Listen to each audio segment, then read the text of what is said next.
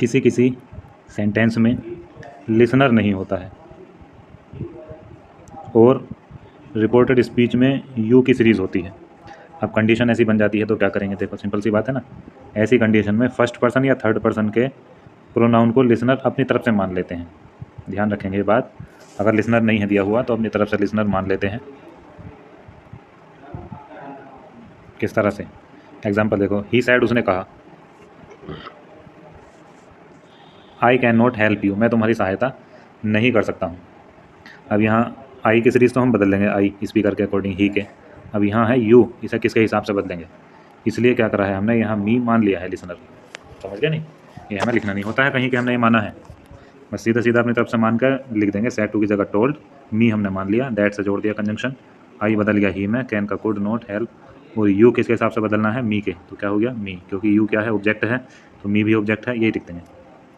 इसमें हमने मी माना, और करके किस तरह से बना सकते हैं, देखो यहाँ मान लिया हर, तो सैड टू का टोल्ड, सैड टू कहाँ से आ गया, ये कंफ्यूज होने की बात नहीं है। जब लिसनर मानते हैं तो सैड के साथ में टू अपने आप ही आ जाता है, समझ गए नहीं। तो इस सैड टू का टोल्ड कर देंगे, लिसनर हमने लिख रखा हर, दैट ही कुड नॉट जो ऊपर किया था वैसे ही, और यहाँ अब यू के अकॉर्डिंग यू किसे बदलेंगे, किसके हिसाब से बदलेंगे, हर के, तो हर लिख दिया हमने यहाँ। दैम भी माना जा सकता है, ही टोल्ड दैम, और करके लिखे हैं, ये कोई सा भी जो समझ में आ जाए उसे याद कर लेंगे। जब याद हो जाएगा एक बार फिर से दोबारा बनाएंगे तो वो बड़ी आसानी से समझ में आ जाएगा। दैट से जोड़ देंगे, he could not help, listener मानना था हमने दैम, तो यू ऑब्जेक्ट है, दैम भी ऑब्जेक्ट है, तो यू की जगह क्या रखेंगे, दैम। नेक्स्ट देखो क्या कहता है रूल,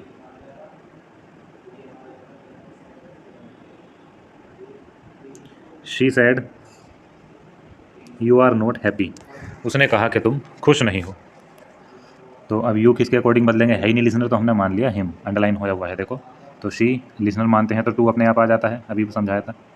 तो शी टोल्ड हिम, दैट से जोड़ा, यू बदला हिम के हिसाब से, तो यू सब्जेक्ट है तो हिम का सब्जेक्ट क्या होगा, ही, आर का वाज नॉट हैप्पी।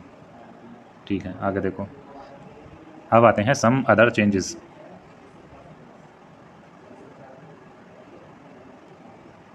दिस का दैट, दिस का दोज, हेयर का देयर, नाउ का देन, टुडे का दैट डे, टू नाइट का दैट नाइट, लास्ट का द प्रीवियस, लास्ट नाइट होगा तो द प्रीवियस नाइट अपनी जगह ऐसी रहेगा, टुमारो का द नेक्स्ट डे, नेक्स्ट की जगह हम क्या लगा सकते हैं, द फॉलोइंग, नेक्स्ट की जगह द फॉलोइंग भी लगाया जा सकता है। तो टुमारो की जगह हम क्या कर सकते हैं, द फॉलोइंग डे भी किया जा सकता है, नेक्स्ट डे के साथ साथ फॉलोइंग डे। यस्टरडे का द प्रीवियस डे, एगो का before, the day before yesterday, ये रहा, तो इसका करेंगे 2 days बिफोर, ये बिल्कुल अलग है तो समझ लेंगे ध्यान से। The day after tomorrow in 2 days time, इस तरह से कहते हैं, डेज़ के ऊपर एस के ऊपर कोमा लगाते हैं। तो द डे बिफोर यस्टरडे का क्या मतलब होगा, परसों जो बीत गया है, और द डे आफ्टर टुमारो का, तो समझ गए होंगे ना, द डे बिफोर यस्टरडे क्या होगा और द डे आफ्टर टुमारो क्या होगा, दोनों का मतलब हिंदी में तो परसों ही कहेंगे। यस्टरडे अगर आया है लिखा हुआ तो समझ लेंगे पास्ट का है, टुमारो होगा तो फ्यूचर का होगा। 10 का शोर, हिदर का दिदर, इधर का मतलब होता है यहाँ, दिदर का मतलब होता है वहाँ। हेयर देयर कहने लगे हैं अभी ने हम, ओल्ड इंग्लिश के वर्ड हैं इधर तिधर। आगे देखो, और हैंड्स का देंस।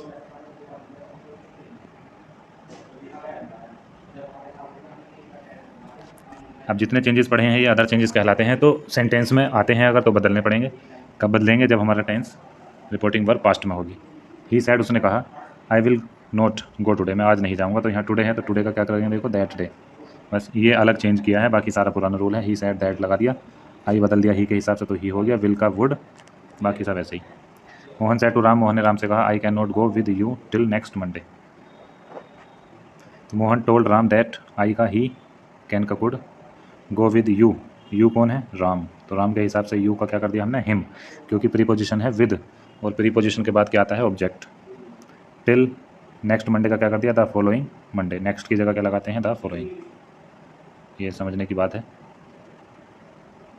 नेक्स्ट सेंटेंस मिलेगा, ही सैड टू मी, उसने मुझसे कहा, आई केम हेयर यस्टरडे, मैं यहाँ कल आया था। टोल्ड मी दैट, इतना तो कर ही लेंगे बड़े आराम से, आई बदल दिया ही के हिसाब से तो ही हो गया। केम हेयर, समझना ध्यान से, वर्ब की सेकंड फॉर्म है ये, वर्ब की सेकंड फॉर्म कहाँ जाती है, हैड, और वर्ब की थर्ड फॉर्म,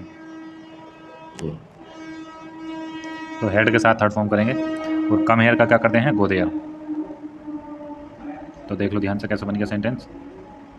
आई का ही हो गया, कम हेयर का गो देयर करेंगे, लेकिन सेकंड फॉर्म में तो पहले हैड, हैड के साथ आती है थर्ड फॉर्म गो का गोन और हेयर का देयर, यस्टरडे का the previous day. Hari said I will leave this place now, तो हरी सैड दैट, आई का हरी के हिसाब से ही, विल का वुड, लीव ऐसी रहेगा, दिस का दैट, प्लेस ऐसी आ गई और नाउ की जगह then.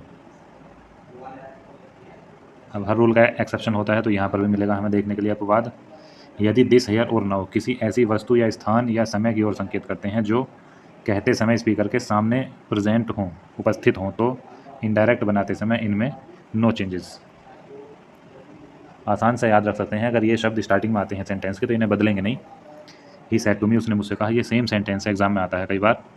This is my house, तो ही टोल्ड मी, दैट लगा दिया कंजंक्शन, दिस का दिस रहने देंगे, अभी बताया था मैंने सेंटेंस के स्टार्टिंग में है तो बदलेंगे नहीं, सिंपल बात है। इज़ का वाज, माई किसके हिसाब से बदलेंगे, ही के, तो माई पॉजेसिव है तो ही का पॉजेसिव क्या होता है, हिम, और हाउस का हाउस वैसे लिख देंगे। Next sentence,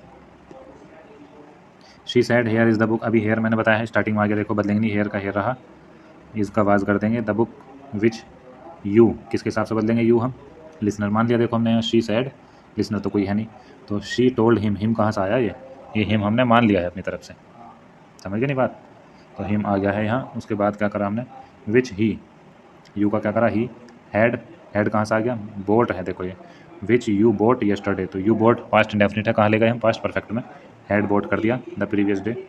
Hari said I will do it now, Hari said that, I का हरी के हिसाब से क्या हो गया, ही, विल का वुड, डू इट नाउ का नाउ रहने दिया है, क्योंकि हरी ने कहा I will do it now, मैं इसे अभी करूँगा, कहने वाला सामने है वो जो भी काम बता रहा है।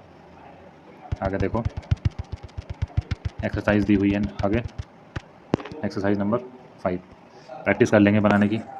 ही said to me, said to me का क्या हुआ, टोल्ड मी, दैट लगा देंगे, आई का ही, एम का वाज, गोइंग टू स्कूल ऐसे रहेगा। अगले में देखो जो चेंज करने हैं वो बता देता हूँ मैं, टोल्ड कर देंगे यहाँ, दैट लगाया, आई की जगह शी के हिसाब से सी, कैन नोट का कुड नोट, हेल्प हरी ऐसी रहेगा। यहाँ भी टोल्ड कंजंक्शन दैट लगा देंगे, वी की जगह क्या कर देंगे हम, दे, प्लूरल है ना, है वी, विल का वुड, प्ले ए मैच ऐसी रहेगा।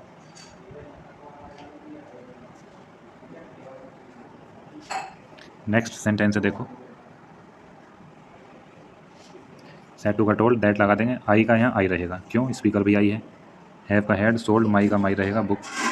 प्रैक्टिस कर लेंगे ऐसी बनाने की, जो प्रॉब्लम होगी कमेंट बॉक्स में मालूम कर लेना, ये क्लास में मालूम कर लेंगे, जो सेंटेंस ना बने वो। एक्सरसाइज सारी हैं ये, रोक रोक कर देख लेंगे ध्यान से, वीडियो को पॉज कर करके सेंटेंस बनाने की प्रैक्टिस करना।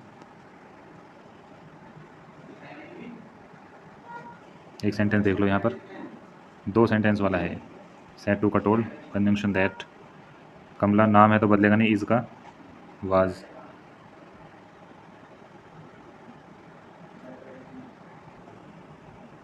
और माई का माई लिखा है ना, मीरा के हिसाब से हर सिस्टर, फिर फुल स्टॉप है, शी इज़ योर फ्रेंड। तो दो सेंटेंस जब भी दिए रहते हैं इन्वर्टेड कोमाज में तो कंजंक्शन लगा कर जोड़ सकते हैं अपने according. Kamala is my sister and, यहाँ क्या लगा देंगे हम, एंड। शी वाज, योर का क्या हो जाएगा, शीला के हिसाब से हर फ्रेंड, ठीक है। अगला देखो एक्सरसाइज देख लो ध्यान से, सेंटेंस बनाने की प्रैक्टिस करनी है बस। एक बात ध्यान रखेंगे, अगर प्रेजेंट में दिया हुआ है तो इधर हमें इन्वर्टेड कोमाज में वर्ब चेंज करनी नहीं होती है, टेंस नहीं बदलना है, केवल प्रोनाउन बदलते हैं, और अदर चेंजेस जो वर्ड्स थे, हेयर का देयर, टुडे का दैट डे, इन्हें भी नहीं बदलना होता है, ध्यान रखना। तो यहाँ क्या करेंगे, केवल टेल्स, ठीक, दैट लगा देंगे यहाँ, उसके बाद आई बदल देंगे ही के हिसाब से, कैन नोट का कैन नोट रहेगा, स्लीप हेयर का हेयर, क्यों, क्योंकि ये प्रेजेंट में है। देख लो सारे सेंटेंस देख लेंगे ध्यान से।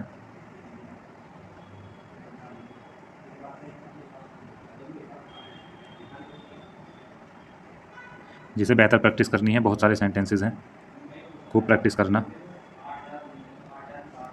यहाँ से देखो यस और नो वाले सेंटेंसेस, ही सैड, उसने कहा yes I have done this work, ये भी बोर्ड एग्जाम में आया है एक बार, तो जब भी इस तरह से यस लिखा हुआ होगा तो हम सैड या सैड टू की जगह लगाते हैं एडमिटेड, ठीक है बात। यस का मतलब क्या होता है कि वो हाँ कह रहा है, यस हाँ, I have done this work, मैंने ये काम किया है, यानी कि वो स्वीकार कर रहा है। स्वीकार करने के लिए क्या वर्ड होता है इंग्लिश में, एडमिटेड, डायरेक्ट में क्या लगाते हैं हम, एडमिटेड।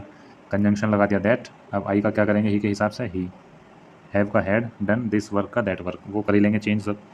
अगर नो आता है लिखा हुआ किसी वजह से, तो नो शी सैड नो, उसने कहा नहीं। I have not taken the book, मैंने किताब नहीं ली है, तो वो मना कर रही है। तो इनकार करने के लिए वर्ड लाते हैं डिनाइड। क्या पढ़ेंगे इसे, डिनाइड। उसने इनकार किया कि सैड की जगह डिनाइड लगा देंगे। जिस सेंटेंस में भी नो आता है स्टार्टिंग में, सेंटेंस बस इस तरह से होना चाहिए, नो होगा कोमा फिर पूरा सेंटेंस दिया हुआ होगा एक इन्वर्टेड कोमा के अंदर, तो वो इसी रूल से बनेगा। दैट, आई का शी कर देंगे, हैव का हैड, बाकी समझ जाएंगे खुद।